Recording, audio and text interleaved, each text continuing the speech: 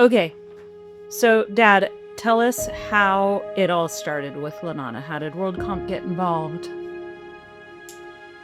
Way back in 2006, Osborne, our CEO, got a call from his friend in the Lenana district close to the slums.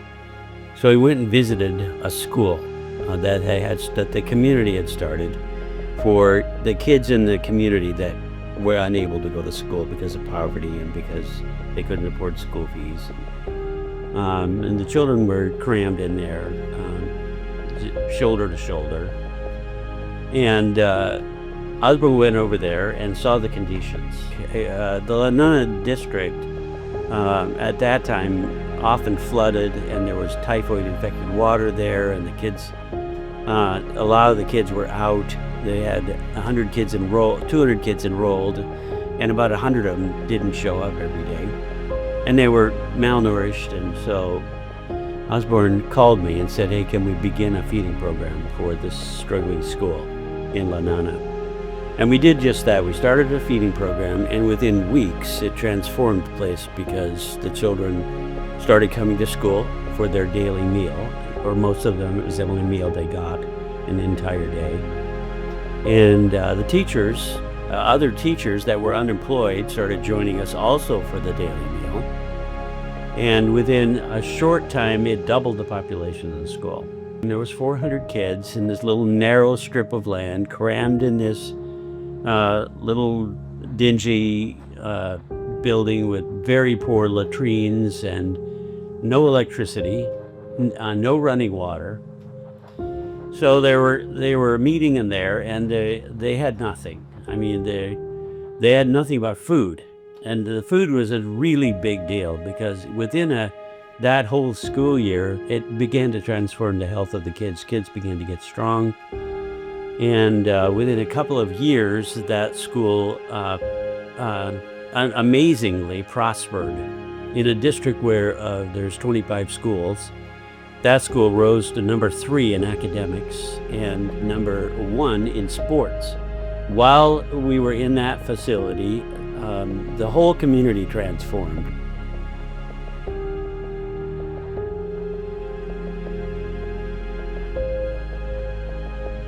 I mean, the whole board was kind of freaking out when we found out we had to be out by the end of the month, basically.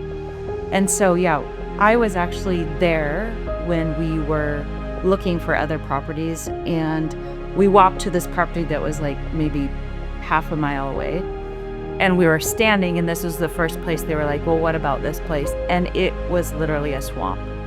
I mean, you could have swam in it. You would never want to. And so when we left that spot, our entire team was like, there's no way, that's not the place.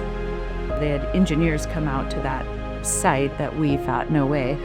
And they did a bunch of testing, and the engineers were confident, we can renovate this land. We can make it so it's not a swampland. So we started excavating and we started building.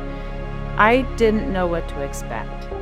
So this year when we showed up with our bus was greeted by 100 kids.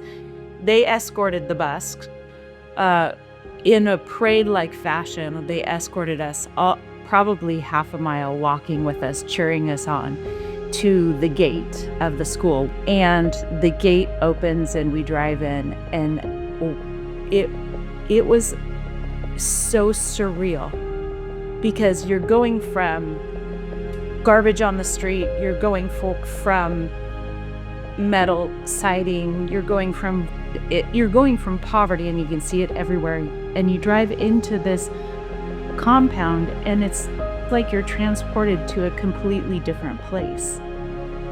So we got out of the bus.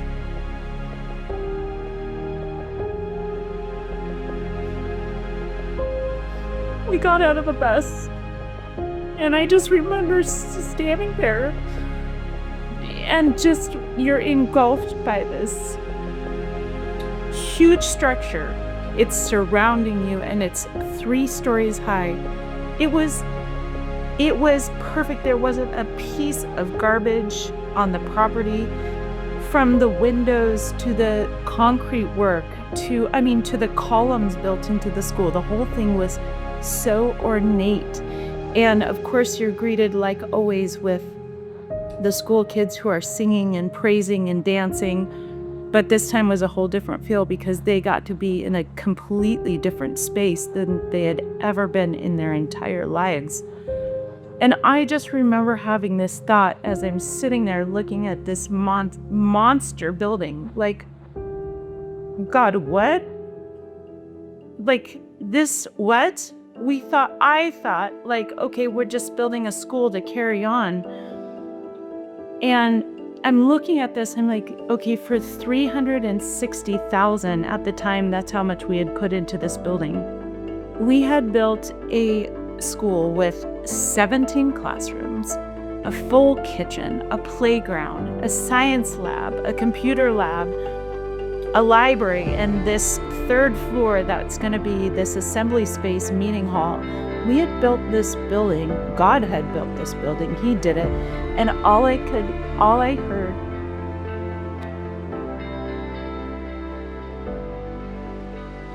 was God say to me, I can do immeasurably more. When you give to me, I can do immeasurably more with your money, more than you could ever dream or ever ask. And that's what I'm standing there looking at this building, and I'm thinking to myself, this is beyond all measure.